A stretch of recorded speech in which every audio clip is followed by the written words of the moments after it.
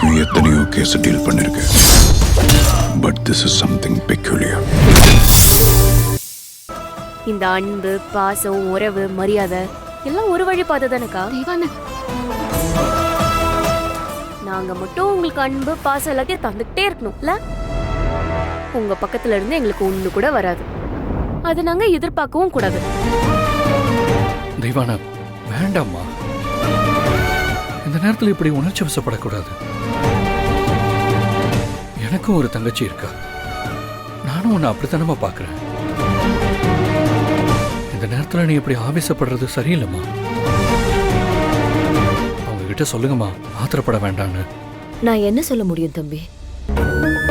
அவ ரொம்ப நாளா மனசுல வச்சிருந்த ஆதங்கம் என்னால் அவளை தடுத்து நிறுத்த முடியாது.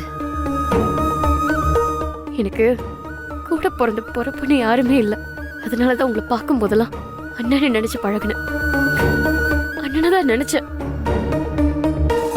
அண்ணா, நீங்க கூட ரத்தம் சொந்ததான் முக்கியம் சொல்லி என்னை தூக்கி எறிஞ்சிட்டீங்கல்ல. என்னம்மா சொல்ற? நான் என்ன பண்ணேன்? அமுதாவை மணிகண்ட கல்யாணம் பண்ணதுக்கு அப்புறம் என்ன மறந்துட்டீங்க. அந்த வீட்டுக்கு நானும் ஒரு மருமகதான்னு சொல்லி நீங்க எல்லாரும் மறந்துட்டீங்க. எனக்கு அமுதா மட்டும் தங்கச்சி இல்ல, எனக்கு தெய்வானேன்னு ஒரு தங்கச்சி இருக்கா.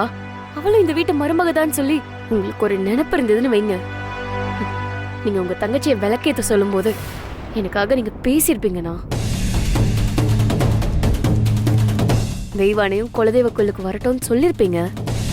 ஆனா சொல்லலையே. ஏன்னா நான் ஒரு பேத்தாளு தானே. உங்களுக்கு உங்க கூடயே சொந்த தங்கச்சி இருக்கான், அதனால என்ன மறந்துட்டீங்க. தெய்வான, நீ என்ன வேணாலும்